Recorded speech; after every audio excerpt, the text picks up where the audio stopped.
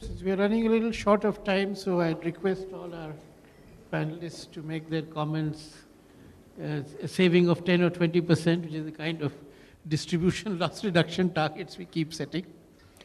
Uh, Distribution is the Achilles heel of the power sector.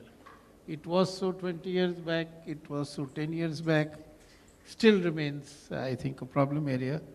And so we have, of course, a very, very distinguished panel, people with varied experience. And so let me begin straight away. Mr. Mehta.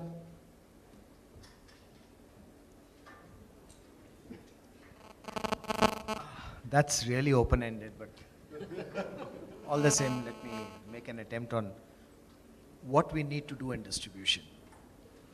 Everybody here is a power sector expert, has worked in the sector, knows the sector. And I'm not here to sermonize on what needs to be done. To come straight to the issue, the biggest need in this sector today is to speak the truth. Sach bolna chahiye pehle to is sector mein. We've somehow forgotten to speak the truth.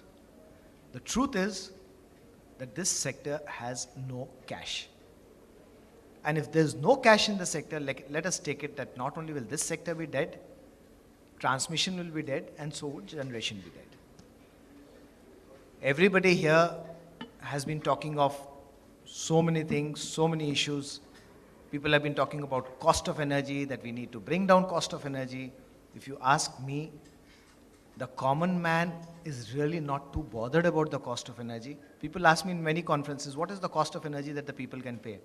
I tell them 18 rupees. They say, 18 रुपए कैसे? अरे आप बिजली नहीं दोगे तो generator लगाएगा, generator 18 रुपए की बिजली. Like it or not, generator runs at 18 rupees. And my power is 3, 4, 5, 6, whatever. He will pay that rather than buying generator power at 18 rupees. But the problem is that while he may be ready to pay, we are not able to collect. And if money is not coming into this sector, take it, it's dead. And if money has to come into the sector, first and foremost, let's speak the truth, our metering is in bad shape. Bill delivery is in bad shape. Bill collection does not exist. In my company today, I have 2.5 crore consumers, 25 million consumers. I do 3 transactions with them every month. I enter the house to read the meter. I go back to them to deliver a bill, and he comes back to me to pay the money. 75 million transactions every month. How good are these transactions? Are these transactions causing delight? Or each of these transactions is it an harassment? That's the issue. I think very, very starkly put, and which seems to suggest that it's really a governance issue and the core governance issue. But to get another perspective, in which is the more recent entrant from the private sector in a very tough area, which is Delhi, we have Mr. Gopal Saxena. May I use the Yes. mic if I may? Yeah. But one issue which what you said also highlights, and that's a question which keeps coming up when distribution is talked about, that has the regulatory process lived up to its very high expectations? Thank you. These are very pertinent issues, and I think Ajoy has touched at the heart of the issue. But in Delhi, we have our own challenges. But let me digress for a moment. All of us sitting over here are extremely privileged people. We have our smartphones, we have our communication links, we have internet, we have cable TV, and we enjoy the best of life. Yet, some of us have not been as fortunate as those who have grown up in this environment. So I have friends, for instance, Reggie, who did not have electricity, but then has become used to electricity in the way it is delivered today. So that brings me to the central theme of Harry's deliberations at this conference. Is this an unequal society? It certainly is an unequal society because there are many who are very privileged and there are many, 40% of India does not have electricity.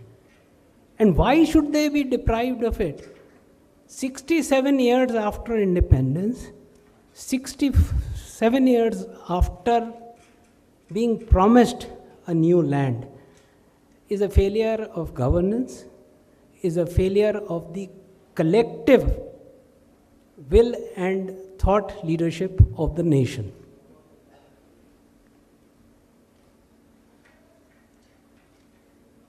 In the context of distribution reforms, there are three governing issues.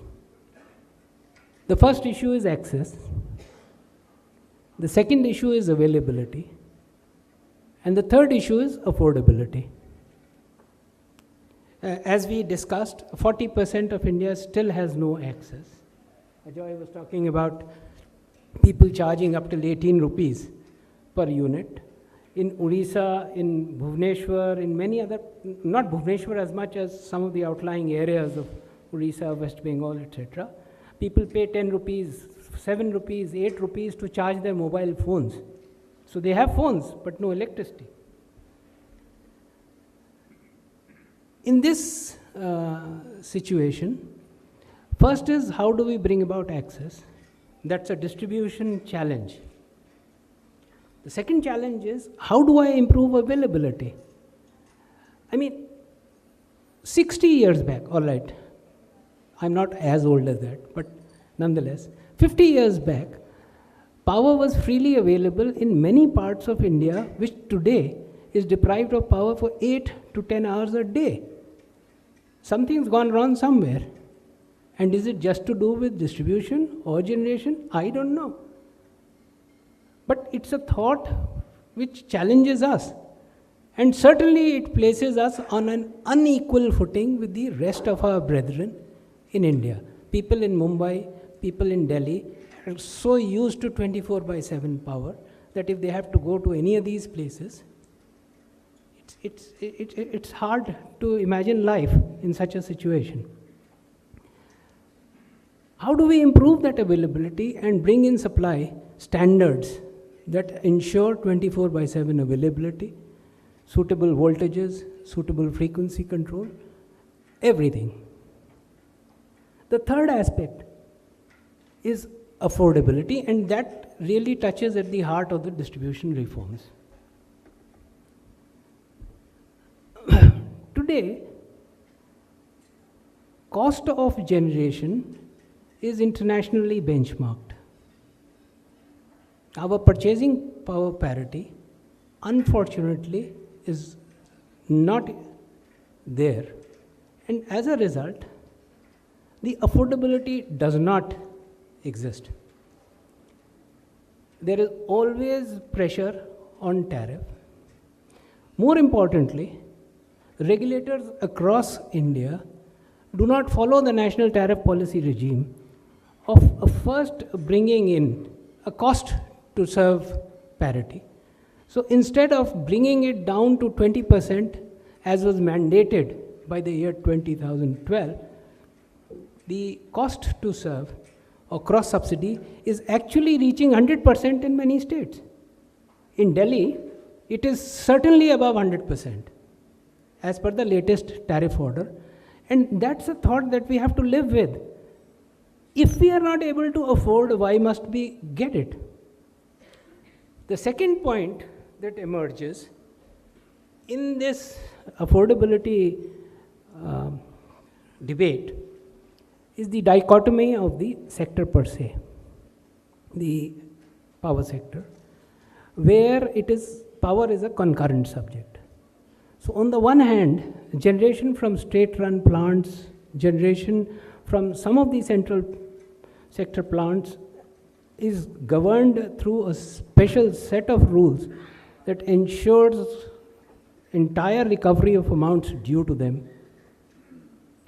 The state sector regulatory commissions do not allow it by way of tariff, naturally so, because of its impact on tariff and consumer outcry. The question is, where does this affordability come in? What has emerged now is that the power sector is like a big elephant. The body of the elephant constitutes players like NTPC, Power Grid, SJVNL, etc., who are being fed constantly, and they are bloating up. The legs are the poor distribution guys. I think they become wobbly, and pretty soon this whole elephant will collapse, because they just don't have the sustenance to be able to improve their quality, to be able to provide access, or to be able to provide sustained availability. The distribution sector, therefore, is the classic milch cow, and particularly for those plants that are governed under the MOU route.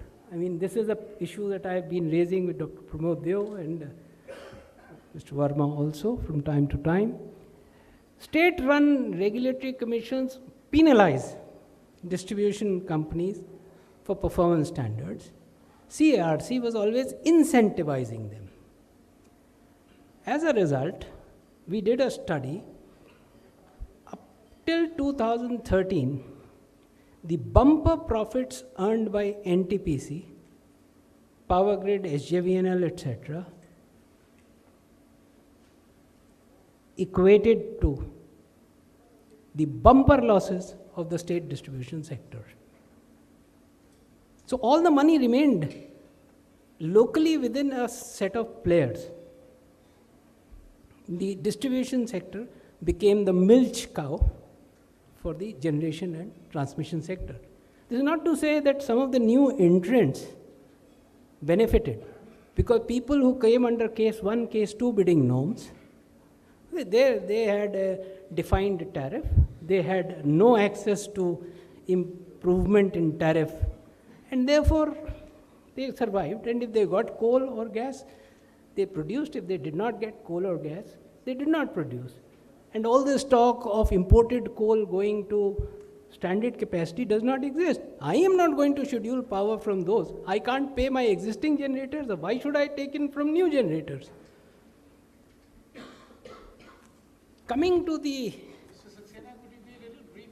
Yeah, I'll just come to... There are two other speakers. Yeah, I'll just come to the issues for success, because let me touch specifically on the issues for successful distribution reforms. We've talked of open access. I am all for open access. I wish I could have open access in respect of my purchases for power. Please allow me a methodology to get out of my existing PPAs. I will be more than happy to offer this open access to the consumers. I am all for open access. Please allow me 24,000 crores of recovery to Delhi distribution companies on account of regulatory assets. After that, what you do is for sure your prerogative. I am all for openness in carriage and content. I would be more than happy to provide only the carriage. Let the content be taken care of by other providers. Please find a mechanism to do that. I am all for efficiency and financial viability of DISCOMs. I don't have it, and I doubt if Ajoy or anybody in the distribution sector has it. Most importantly, I am very worried about the legal status of regulatory assets. I've been discussing this issue with some of the people over here. The regulator in Delhi says that he will bring down regulatory assets, except that every year it continues going up and up and up and up. In the last tariff order of 25th July 2014, the regulatory assets have gone up from 11,431 crores to over 14,000 crores. The regulator has given a affidavit in the Supreme Court that 4,500 crores of tariff petitions decided in favor of DISCOMs have not been allowed because of their impact on consumer tariff. 13-14 true-up has not been done. If you add all the interest costs, we are coming across to a mind-boggling 24,000 crores. Along with interest, if you were to recover that, I certainly do not see that happening at least in the next 10, 12 years, unless there is a very drastic increase in tariff. And up till that point of time, I pity all those poor consumers who come into our network from now onwards, because they will be bearing the burden of the costs that actually should have been borne by me. Thank you. Thank you. I'm hoping that there'll be some time for some responses from the audience and some second round of remarks. So, Mr. Hickman. Do I advance the slides? Well, thank you very much. I know that the original agenda had Miss Sudine Kelly, and she's much easier on the eyes than I am, so I apologize for that. But just quickly, I just have a couple of slides. Ms. Kelly is a former FERC regulator as well as a state regulator, and we've been working across 7 countries, including India, for the past 5 years to look at this a little bit differently in the sense of what goes on. But I would ask you simply this: if you hear nothing else at this conference, and if you hear nothing else for the rest of the year, look at this slide and listen when I tell you that nothing else matters. If you don't do electricity and you stop playing political football with electricity, nothing else matters. The GDP of every nation in the world, its health, its welfare, its people's ability to life, pursuit of happiness, is 100% dependent upon whether or not you have electricity. Not a road. You can't build a road without electricity because a processing plant needs the power, okay? If you don't focus on electricity, the country cannot be successful. Every country in the world that is successful today is because they chose to say, quite honestly, 5 rupees or 8 rupees or 9 rupees isn't the issue. It's the issue about whether or not our country can have a productive GDP because our nation is electrified. This is the thing that matters. And if this doesn't get done, and if you don't figure out a way to have the fuel pass-through mechanisms, if you don't figure out the regulatory structures to incent the utilities to be successful, your nation will not grow. And that is proven across the entire globe with data that backs it up day in and day out. So if you hear nothing else, I would ask that you hear that. Then on the piece of, for the specific topic of the panel on the demand side, one of the primary issues that our grid has faced for its entirety in all of time is the fact that we have never been able to balance supply and demand. When the grid turns on, we all talk about electricity like a commodity, but it's a service. It's produced and consumed in the same instant, and we have to regulate the biggest machine man has ever built in real time to try to serve that need.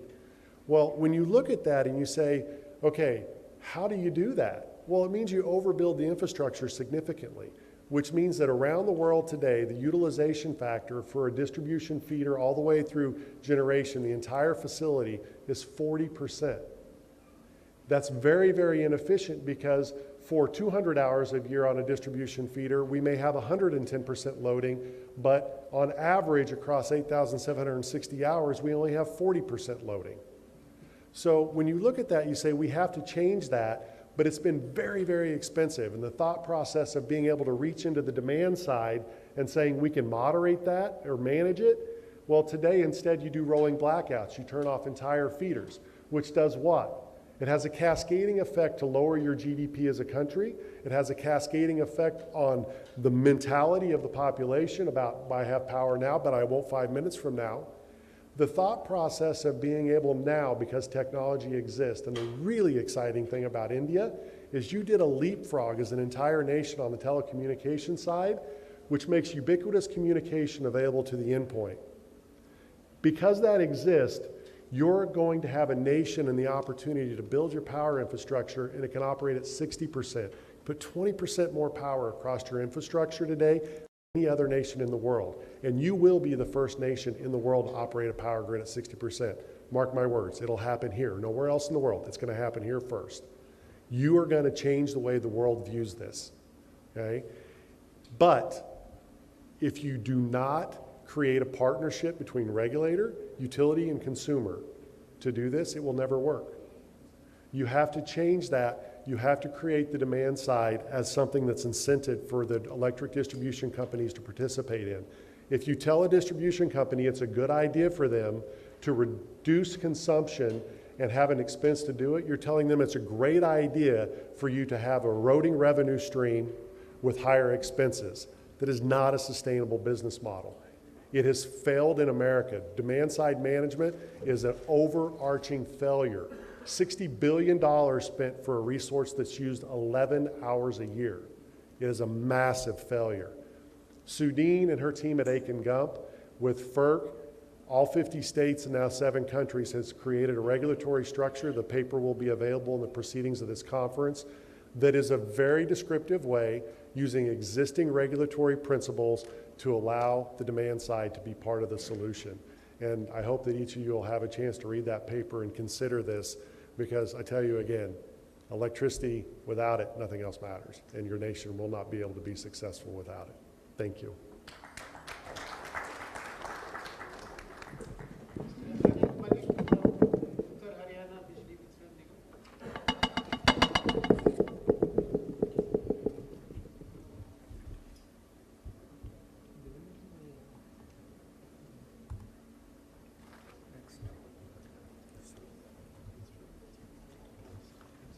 Good afternoon. Regarding the context of the context in which the distribution companies function, I would like to point out 2-3 points. One is the political economy of the country, especially the state in which the distribution is being made. I think we have not talked about it. Electricity is not like water or air. It's not a free good. But unfortunately, the political process, especially in my part of the country, treats it almost as a social commodity which can be freely given and distributed. So it's been happening for the last 4 or 5 decades, and the political discourse has not changed, nor I see it changing in the coming future. So this is, one of the moot points that either we have to tackle through legislation or through political consensus or awareness in the consumers, that honest consumers have to rise up and then say that why are we being loaded and cross-subsidized, whereas there are thefts and stealing taking place which is uninterrupted and actually supported by various processes in the political economy. So this is one part of the context. Second context in which my utilities are working is reopening of the contracts by the independent power producers. Is a new phenomenon where contracts are being reopened through legal processes at the CRC level and even at the state commission levels. We are facing a lot of challenges. So how to pass it through the load, how to manage it. Even the present levels are unmanageable. If the loads increase, the tariffs have to be increased, then I don't know what is going to happen. Who is going to pay for all this? And third context in which the utilities in my state are working is the vested groups of engineers, the trade unions, and even parts of consumer lobby, which is not really interested in any kind of reform. So these are the 3 contextual factors, in which this attempt has been made in last couple of years by by the management of the utilities to reduce the losses. We are one of the FRP states, so we have adopted the financial restructuring program. And some of the reasons of distress, like I already explained, we were also very benign. We never requested the state commission to increase the tariffs for a long time, for almost 8-9 years. They were never increased as if it was a free good. In last couple of years, of course, yes, we have got good increases. and but that is not enough. So losses have mounted, and there are various reasons for these losses that I have explained in this. These are basic highlights of the Government of India FRP scheme, which has been adopted by our state. Most of the goals under the FRP, the milestones, they have been achieved by us in the initial ones.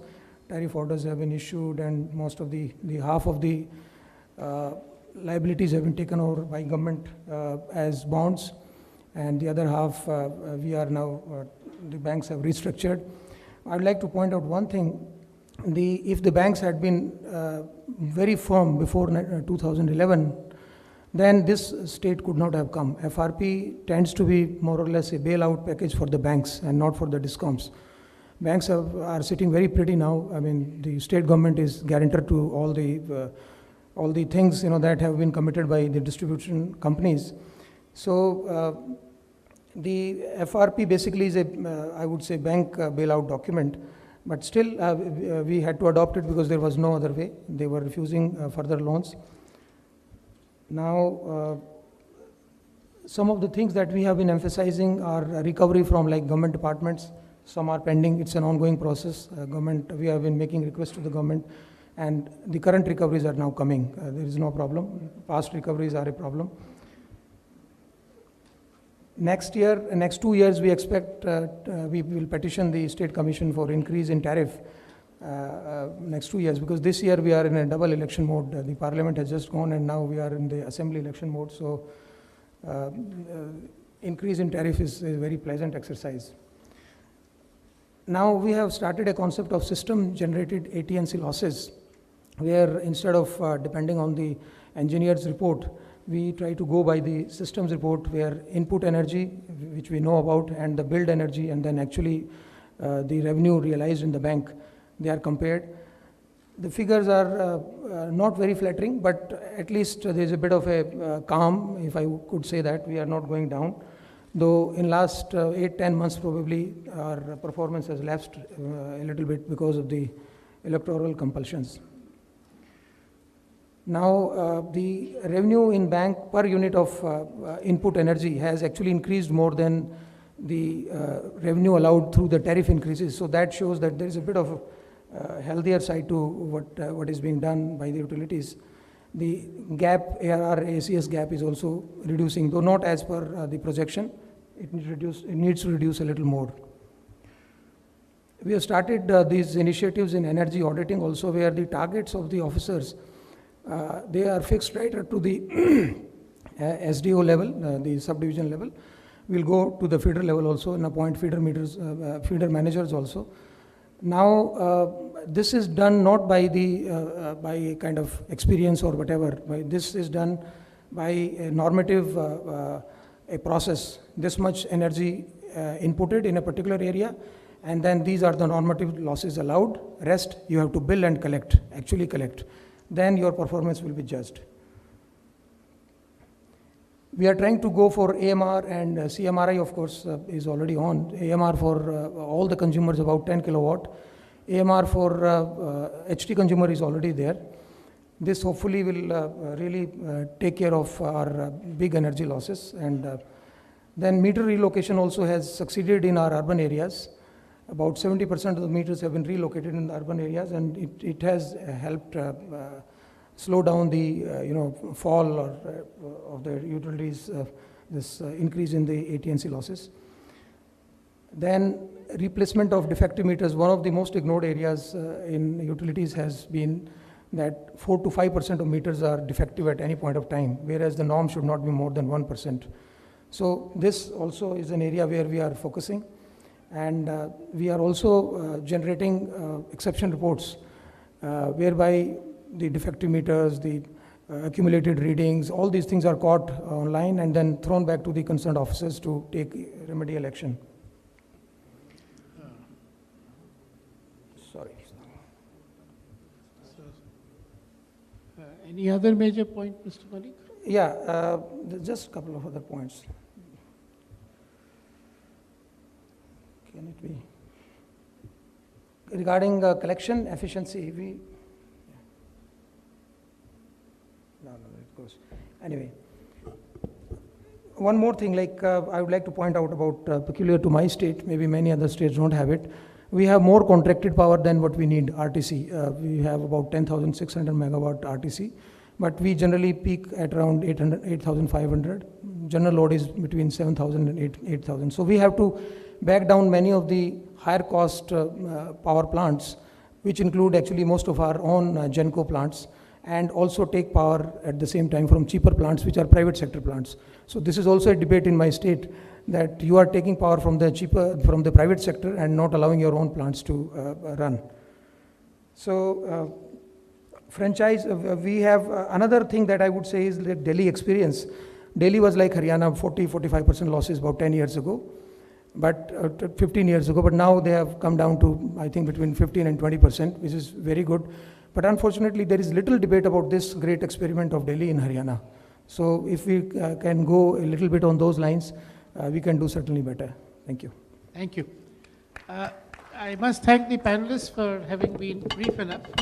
So let me pose a few questions to which some of the panelists may like to react and some people from the audience. We have two unusually successful experiences in the energy sector. One at the national level, where over the last year and starting in the next few months, the whole subsidy on diesel will disappear.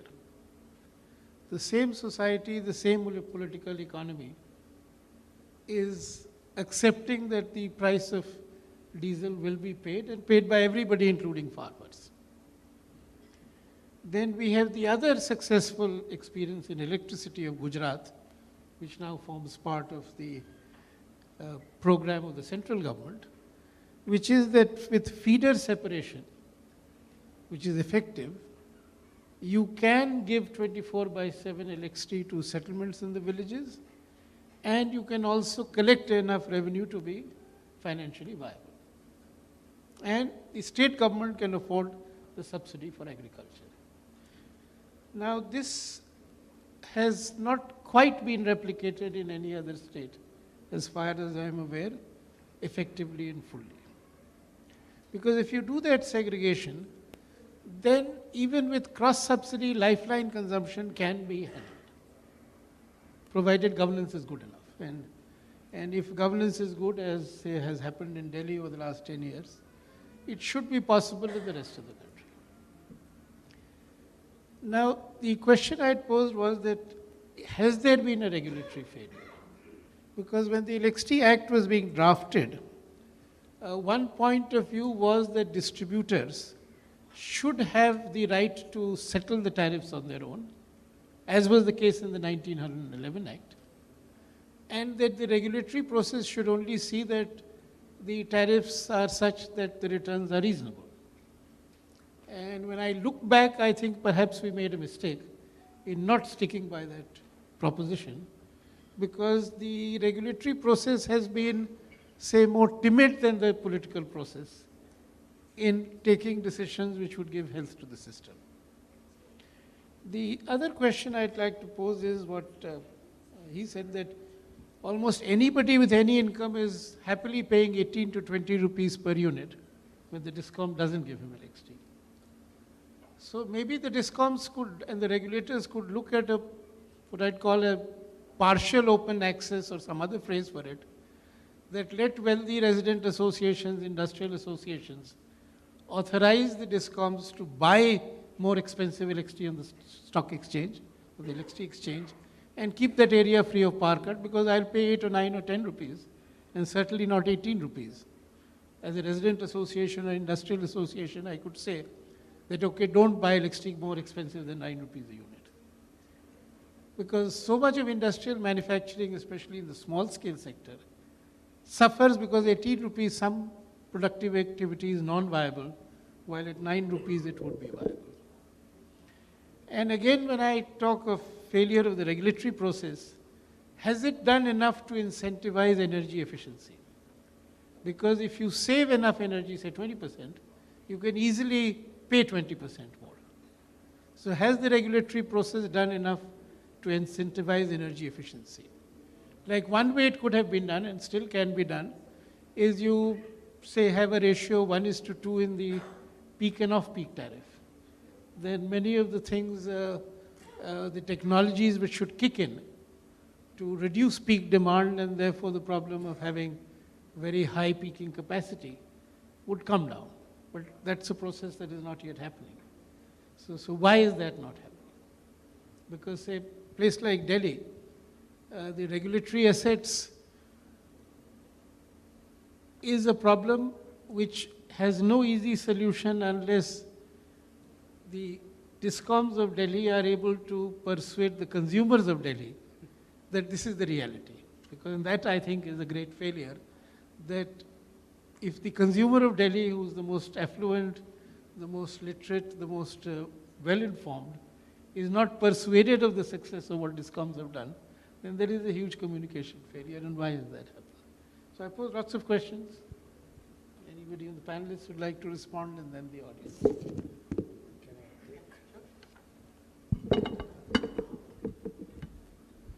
With your permission, sir, I'll not try to answer those questions, but create a few more questions on what you said.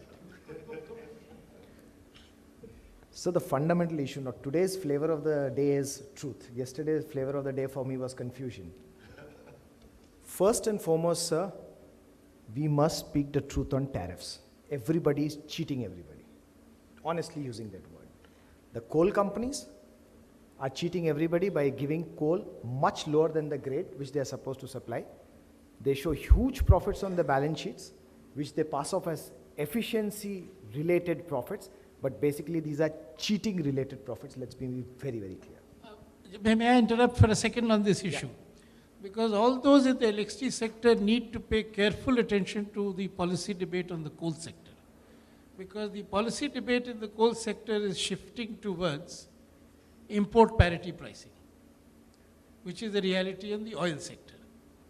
So the same coal, if it gets to import parity pricing, we in the electricity sector need to take note of what it will do to DISCOMs. It won't happen that way, sir, because the calorific content that is... No, I'm just flagging the issue that the electricity sector So my needs to humble pay very submission careful on attention this to is, what would happen to the coal please sector. price the coal the way you like to price. But if you tell me that this grade of coal costs you 100 rupees, please give me that grade of coal. That's the... Don't give me 3 grades below. That's the first. Next, come to railways, as Honorable ex-Minister pointed out. Railways is subsidizing their inefficiency and passenger traffic through coal. Huge. This should come out in the open. The Government of India should say that we cannot subsidize passenger traffic through taxation, because taxation has exceeded and touched its limits. We are trying to subsidize it through coal, and therefore power is going to be expensive. Nobody is speaking the truth on this. So whenever the railways guys come to me saying कि हमें सस्ती बिजली दो, मैं इनको कहता हूँ सस्ता कोयला दो, कहानी वही है. Third, the electricity now comes out of the generators. Look at the profits that NTPC is sitting on. And now CERC has taken on NTPC saying, show us availability plant ki kya thi, ye kya hai. Now there is a huge gadar going on in the NTPC that they are going to stand exposed as to how they have been charging us. Come to the distribution utilities, which I had. I sell electricity at 20 paisa to the agriculturist and at 12 rupees to the industry. Is this not cheating? This is the third level, again we are speaking the falsehood. Go down to collection. What is happening? ये sector से मत collect करना क्यों, ये politically बड़ा important है, उसको जितना मर्जी कर लो. Again, are you speaking the truth? So firstly, on tariffs, let's start speaking the truth. Let's tell everybody, this is the cost of production. Fix it to international price, fix it to Indian price, fix it to whichever price you want to fix. But this is the price. Let everybody know that. That's the first aspect that we need to touch on.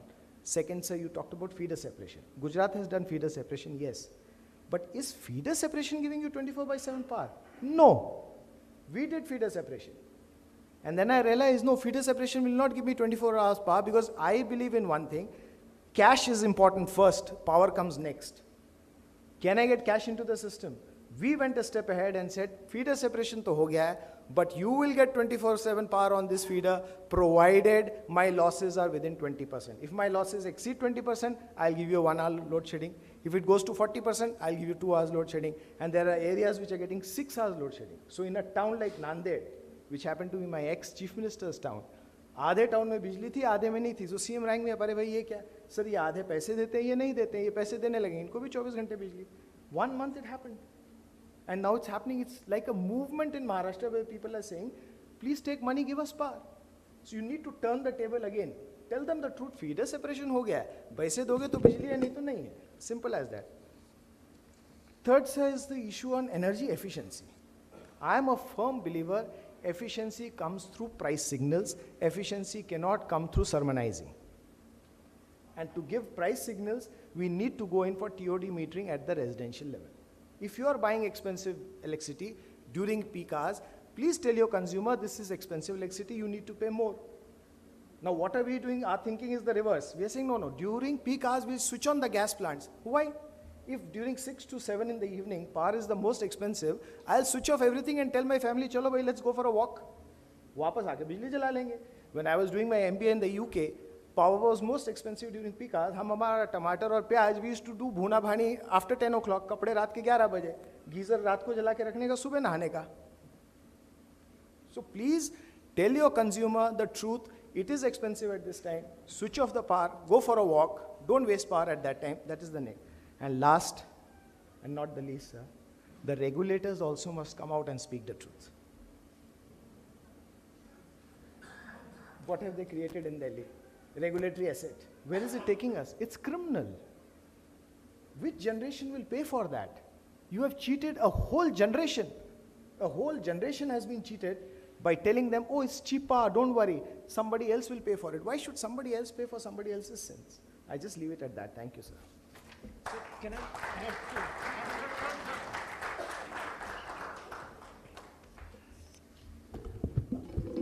I think after brilliance of Ajoy, let me just give a few more facts, set matters straight. We talked of 3 things, sir. The first was feeder separation. In Delhi, there is no feeder separation required. I'm serving supply 24/7 to all my consumers. In any case, all my feeders have mixed load.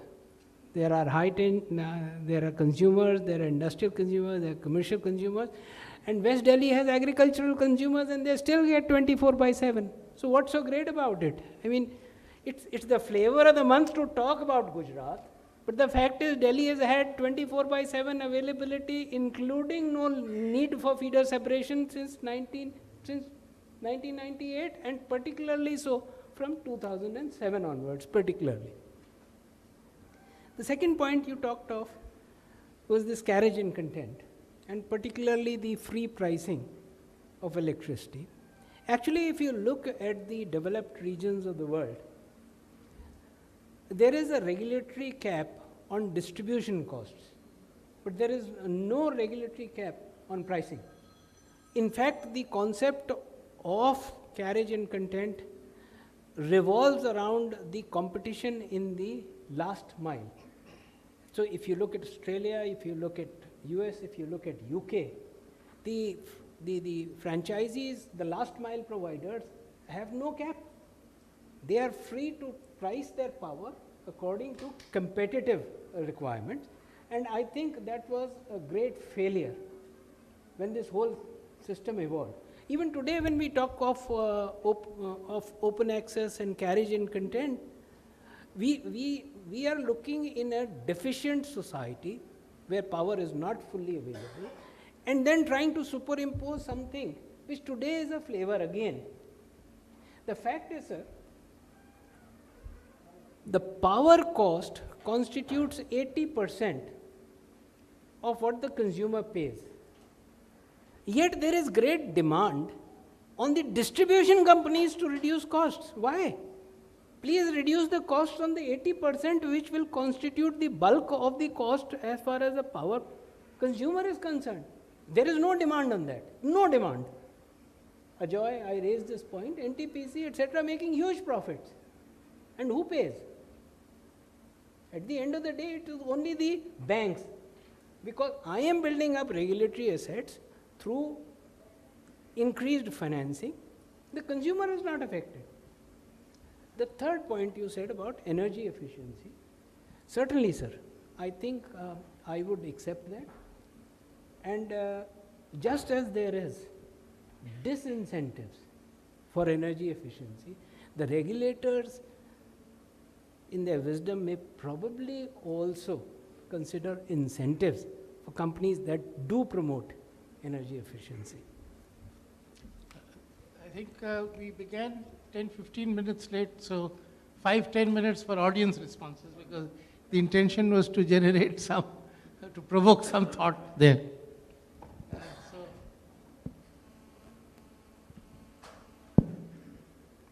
I have two questions, one to Mr. Anil Malik and one to the panel as a whole. The question to Anil Malik is this. A few years ago, you belonged to Uttar Haryana Vidyut Vitaran Nigam Limited. Dakhin Haryana Vidyut Vitaran Nigam Limited in Hisar, they had gone out for franchising, tenders for franchising.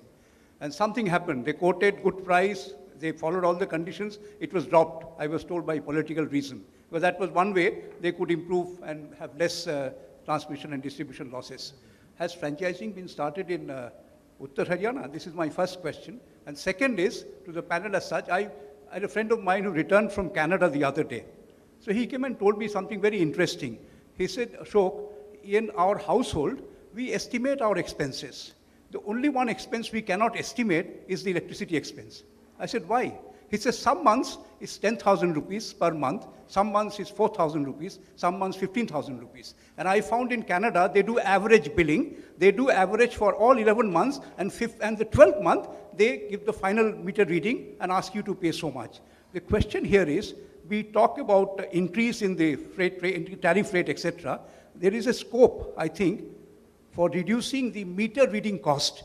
I know about Calcutta, and when my friend told me this, I said, yes, I'm going to speak to Sanjeev Goenka. Why do you send meter readers even now every month to take the meter reading? Can't you send them every 6 months and do average billing? We are willing to pay you. You reduce your cost of meter reading, because that is also a part of the tariff that the consumer is paying. And you finally, in the last month, you bill us, So my thought to this is that since we have from Bombay, we have Maharashtra, and we have the entire panel, can we not think of reducing the meter reading cost by less number of months to read meter and do average billing, at the end of the year? That's what they do in Canada. And he suggested that to me. we'll respond after a few more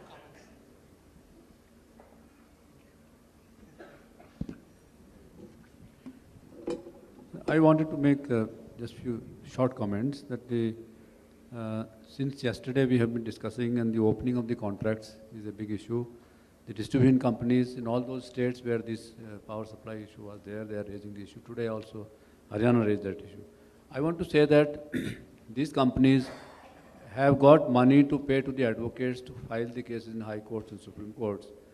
Their power of generation is costlier, much costlier than the power being obtained from these contracts for which the opening, etc., is being talked about.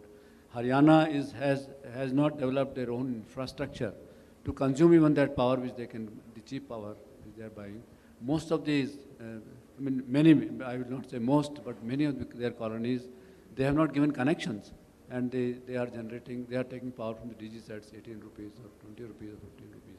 So this attention of the distribution companies and the government is not there at the right place, and they are just for the sake of raising these issues being raised. This is one issue. You see, you can make an issue of if the contract opening of the contract increases your cost of power to more than what? Their own inefficiencies, they are not correcting. This is my comment about it. Number two, the regulatory commissions, you raised an issue whether the regulatory commissions have done their job or not. Now, who is stopping the regulatory commissions to do their job? It is the government, it is the politicians, it is the governance issue which needs to be sorted out. And I think the attention has to be there. And in all such forum, if you could invite some of those people who really matter, who are interfering with the regulatory commissions, and interaction could be done, maybe that the problem is solved. This NTPC issue is also coming up, and I'm glad that my Mehta raised that issue. But to my surprise, no distribution company joined hands with those people when they went to the court against the CRC regulations. No one is coming. I thought that at least those who are drawing power from the NTPC, they would also join an issue and raise certain issues whereby we have done our best to see that the cost of power comes down from the NTPC. Thank you. Any other comment from the audience?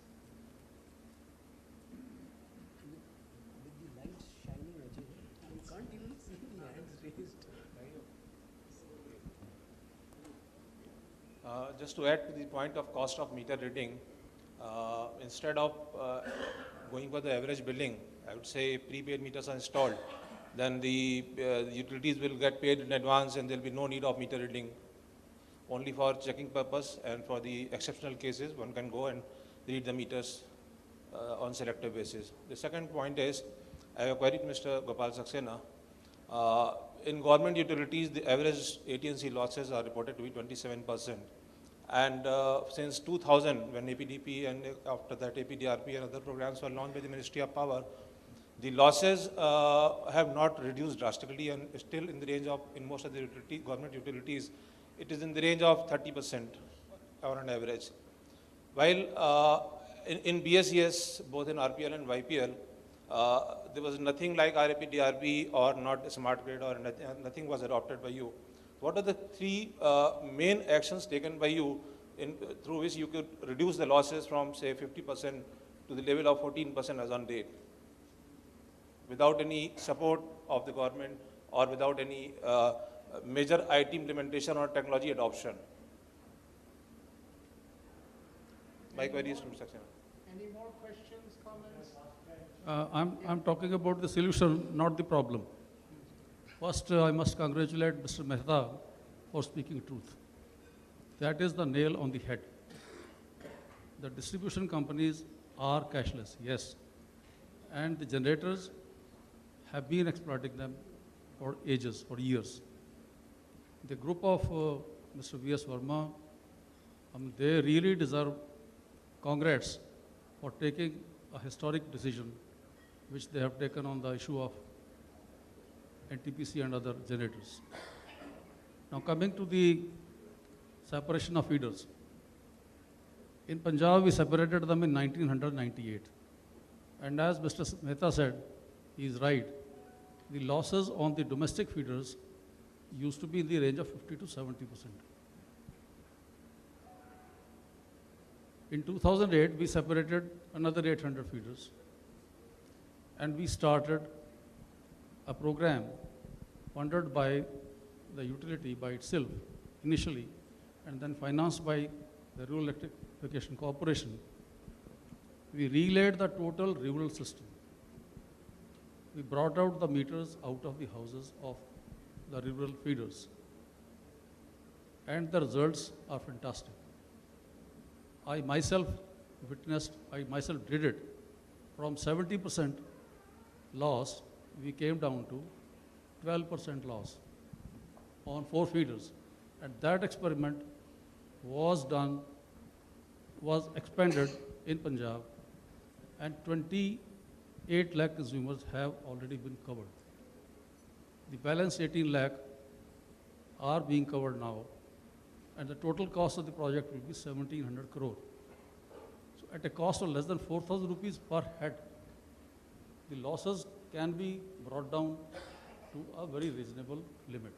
The process is you relay the system. The unfortunate part is that in distribution, the engineering is the last input.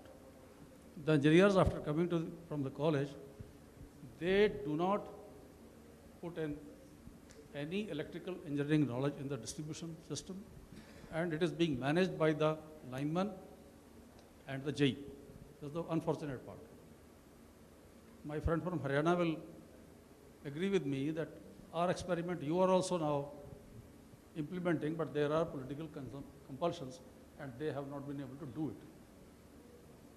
At such a low cost, I would suggest to this panel, we should extend this experiment throughout the country. We have done it. Separation of feeder is not the solution. The solution is please relay the system. Now in a city, I can tell you, the city where PSPCL headquarters is there, the losses in 2008-2009 were 24%.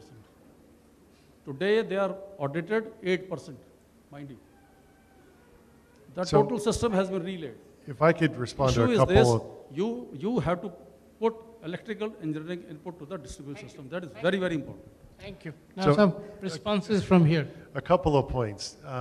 You don't solve problems having less information. Reading meters once every 6 months is not an answer. So when you look at these things, the thought process, first of all, I will tell you in America and Canada, every province and every state has a state law that requires the meter to be read once every 60 days at the most. So you're supposed to read it every 30 days. You can't go past 60 days. The only people that are out of that are rural electric co-ops. So a very, very small percent of the population does that. It's almost not heard of. So the second piece is feeder separation and things. In 1998, ubiquitous communications didn't exist. In 2014, they do. You have the ability to disconnect loads using technology and embracing technology and doing things with technology that don't require you to build redundant infrastructure. In 1998, it was a great idea to separate feeders. In 2014, it's not. Okay? You have a communication network now that allows you to dynamically control loads dramatically more cost effectively than by building redundant infrastructure.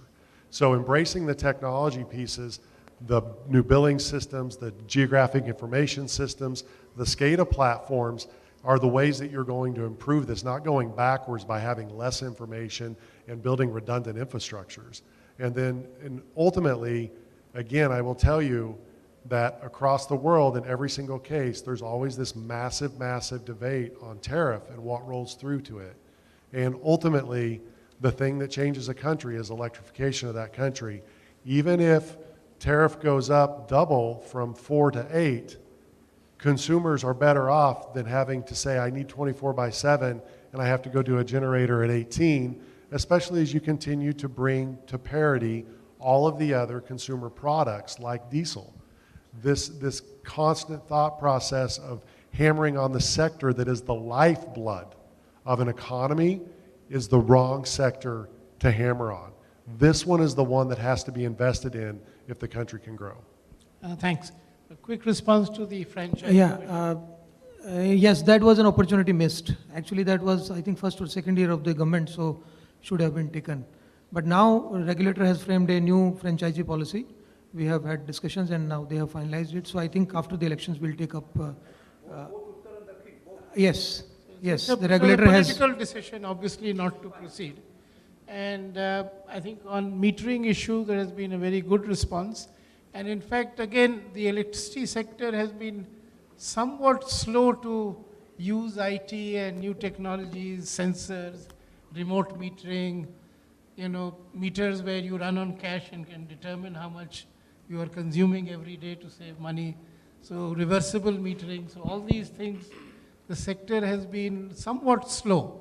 And I think some soul searching is called for as to why this high technology sector has been a little slow, even in the private sector, in embracing the benefits which come from communications technology. So with that, I think, unless you have a strong comment, I'd like to thank all my fellow Ajay, I have a question. Yeah, sure. Sorry, I had to step out because I'm in the next session. I have 3 questions for 3 different panelists. Gopal mentioned that he's very worried about regulatory assets. If you throw some light and explain to us under which part of the Electricity Act does a regulatory asset come? And if tomorrow somebody goes and challenges this, that regulatory asset is not there in the Electricity Act, will someone tell me how Gopal plans to recover his money from the consumer? He doesn't know how to do it. That's why he's raising the Right. issue. And again, that was the question I had posed in the beginning. Right. Has there been a regulatory failure? Right.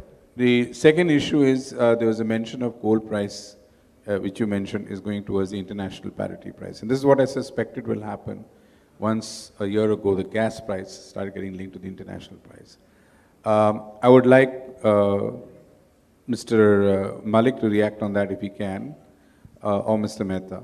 What's going to happen to the distribution sector? And lastly, the fact that the national tariff policy is proposed to become mandatory from Delhi, and it's going to directly interfere with the political ability of the local state to control the power flow to whoever they want, the way they want.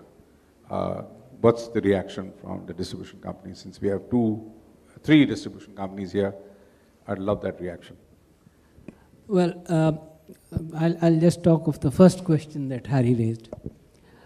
It's enjoined in the Electricity Act that the regulators will not ordinarily create any regulatory assets and will clear all revenue gaps in the tariff proposals on a year-to-year basis, such that there is no carry forward to the new consumers coming in. But then the Electricity Act and the National Tariff Policy stipulated that in extraordinary circumstances, force majeure conditions, etc., if a regulatory asset is created, it must be amortized, dissipated, or recovered within 3 years, as enjoined in the National Tariff Policy also. Now, that rule, that clause, is enforced more in the breach than in the observance.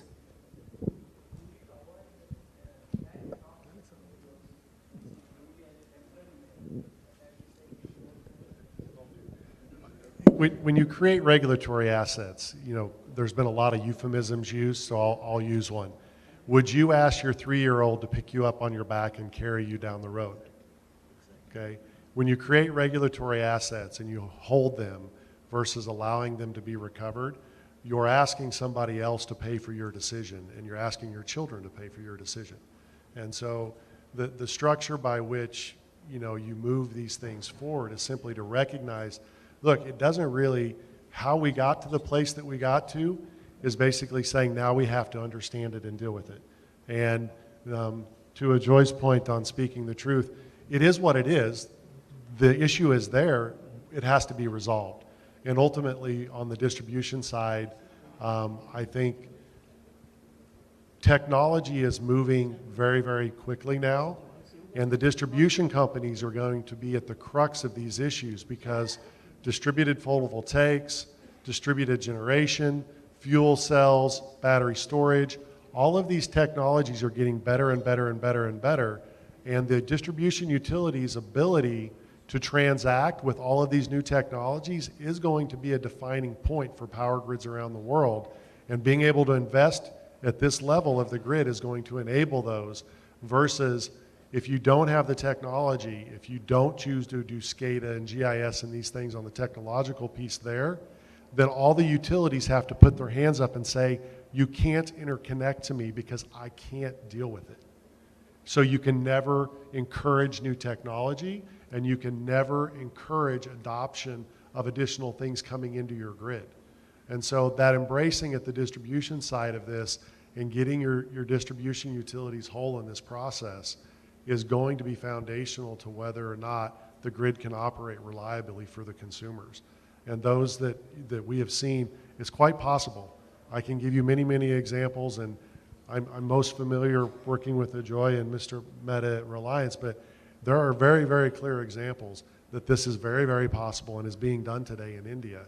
You don't have to go outside of the boundaries of this company to see dramatic, dramatic success stories. So with that, I think I'll thank all our panelists and the people down there. It's been a very useful and interesting and stimulating discussion. Thank you. Thank you.